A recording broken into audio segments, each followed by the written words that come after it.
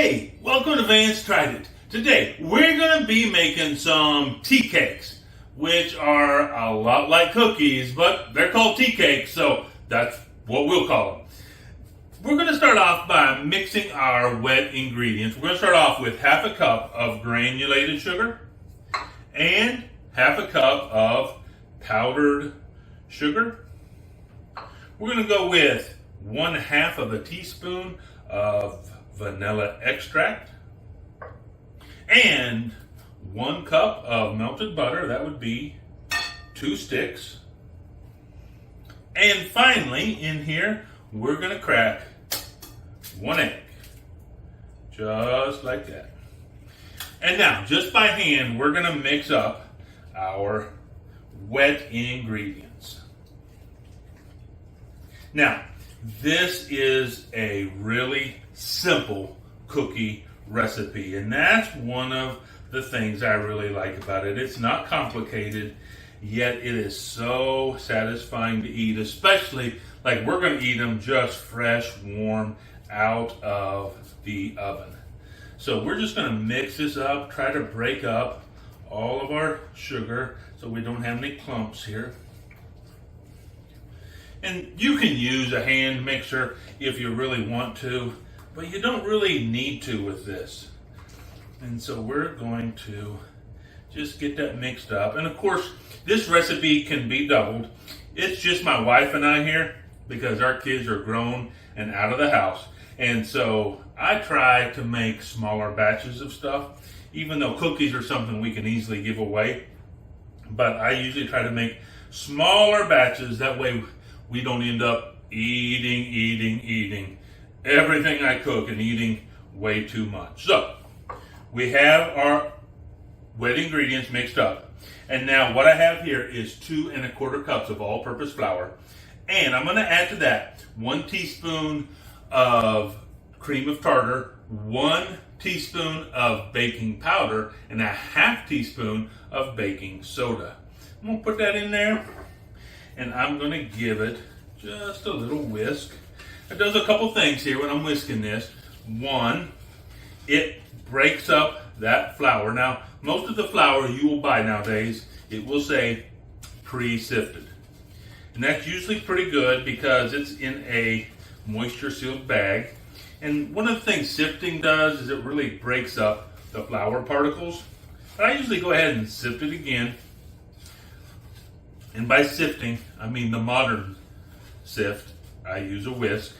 The other thing we do is this lets us get all those rising ingredients in the flour all mixed up.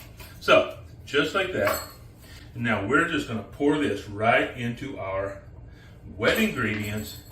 Just go right back in here with our spatula spoon and get it nice and mixed up. And I tell you what, while I am mixing this up, would you do me a favor? Would you go down in the comment section and let me know what is your favorite cookie? Is it chocolate chip, oatmeal raisin, sugar cookie? Just let me know. There are so many delicious cookies that can be made and eaten. Cookies are such a wonderful treat. They keep so well, and they are typically pretty easy to make. And we're just mixing this up here until we are well combined and we don't have any big lumps in here. And as you can see, it is not a hard task. It is not hard to bring our spoon through here. And so we're just going to keep mixing it up. And I tell you what, while you're down there, let me know what your favorite cookie is. Would you also please go ahead and click that like button? And if you're not a subscriber, why don't you go ahead and subscribe? And that would be a great help to me. And so here we go.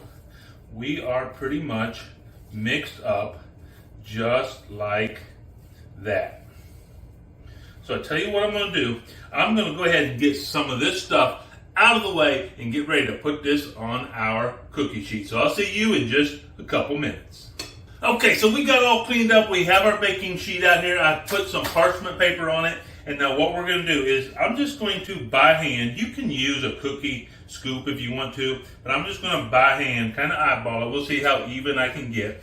We're just going to start grabbing some cookies, forming them into little patties, and we want to leave a couple inches between each one of these cookies because they will spread out as they cook.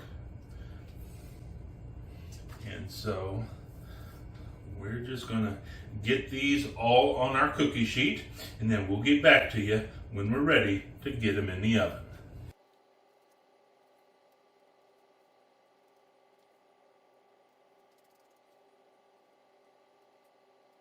Okay, so we were able to get 8 cookies on our baking sheet because we want to leave a pretty good amount of room between the cookies, and we're going to put them into a 325 degree oven for 12 minutes. And also, we want to know that we're going to put this dough in the refrigerator, let it keep cool, and then we will cook the rest of it and see what we have going on. So we'll see you here in a few minutes. Okay, our cookies are done. We actually have both batches done, but these have cooled off just a little bit. They are still delightfully warm, but ready to eat. So let's go ahead and give it a try. So here we go. I'm just going to break this apart just like that. Oh, look at that. So delicious. I mean, this is just such a nice little cookie. Not super sweet, but just so light and fluffy.